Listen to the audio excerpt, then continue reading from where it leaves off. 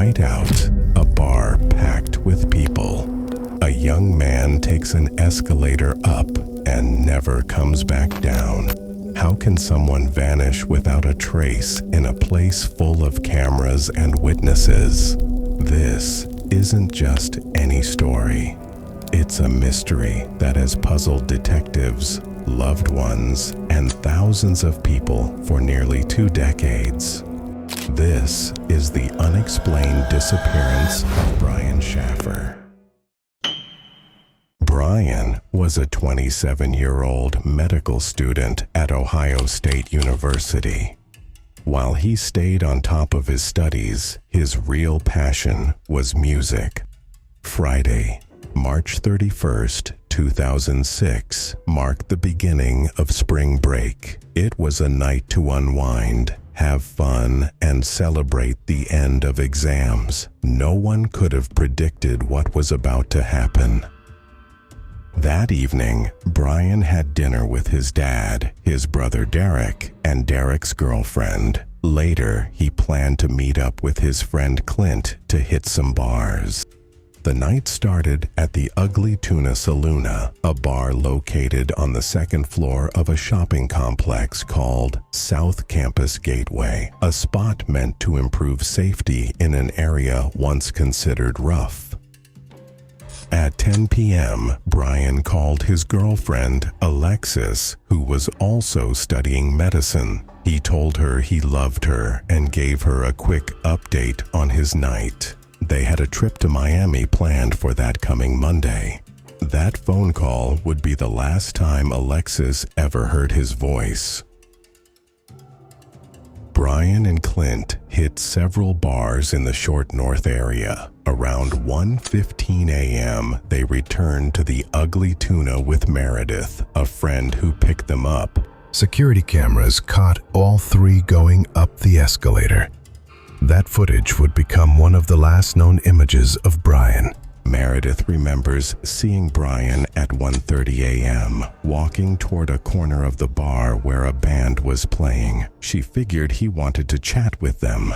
Then, at 1:55 a.m., another camera caught him outside the bar, chatting with 2 women. Brian didn't seem to know them before that night, although Clint thought he might have been a teaching assistant for one of them. That clip is key.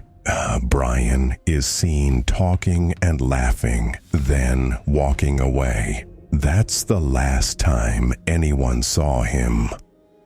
He's never been seen going down the escalator, the only official exit from the bar.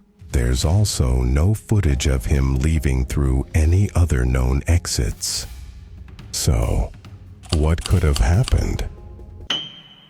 One theory is that Brian re-entered the bar, but the internal cameras, although not constantly recording, never captured him coming back in.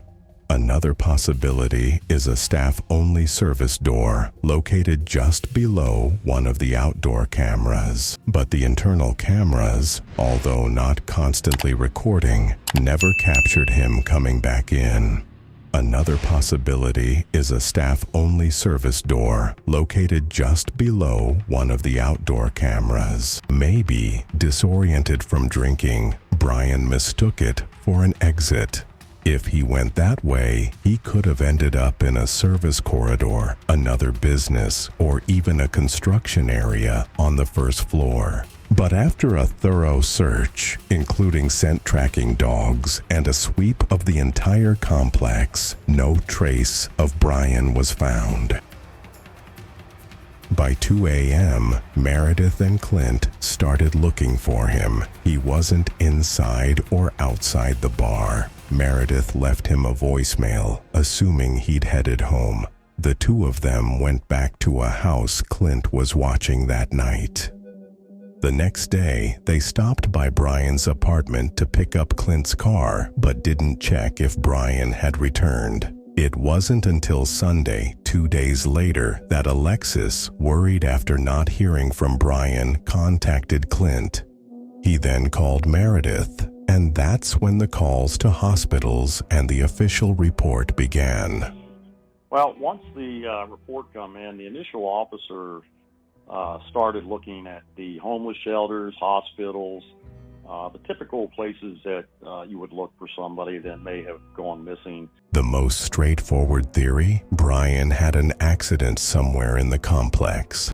There was a 1-meter deep hole in a section under construction meant for a future elevator. But if he'd fallen in, he would have been found. There's just no way Brian was left anywhere in that building. I mean, it was searched with a fine-tooth comb. We had the cadaver dogs come in and go through that building. You know, had he been in there, even if he was covered up with dirt, they would have hit on it and picked up on it. Detective Andre Edwards, who led the case, is convinced Brian isn't in the building. Still, others believe he may have ended up in a hidden or hard-to-access space. There have been cases where bodies were discovered years later in ventilation systems or behind false walls. Another theory suggests Brian left by choice. His mother had passed away from cancer just a month earlier. He was exhausted and grieving. On his MySpace page, he once wrote about dreaming of moving to an island and starting a band. But why would he do it that night during a celebration after drinking and flirting with other women? It doesn't seem like a well-planned escape.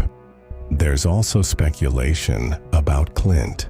He was the only one who refused to take a polygraph test on his lawyer's advice. This raised eyebrows. While that doesn't prove guilt, Brian's family, especially his late father, believed Clint might have been hiding something. In 2008, 2 years after the disappearance, Brian's father died in a tragic accident. On his memorial page, someone left a message saying, "Love you, Dad, Brian from the Virgin Islands." Investigators traced it to a library in Ohio. It was considered a cruel prank. Years later, Brian's phone briefly pinged a tower near where he vanished, but the area had a device recycling center, which could explain the signal. And we did get a couple pings back then, a couple areas that we checked. One was out on the west side. We went out there and checked an area, and then there was another one down on, I believe it was Kenny Road and around Lane Avenue. Detective Edwards and myself went down and we checked that area to see if we could locate, anything that would be useful. In 2019, a viral rumor spread about a man experiencing homelessness in Mexico who looked like Brian. Facial recognition software ruled it out. Today, nearly 20 years later, the case remains unsolved. The disappearance of Brian Shaffer is one of the most baffling mysteries in the U.S. A man who walked into a bar full of cameras and was never seen leaving. So, what do you think? Is it really possible for someone to vanish without a trace in such a heavily monitored place? Let us know your thoughts in the comments. Whatever the truth may be, hopefully one day it will come to light so that Brian's family and friends can finally get some answers.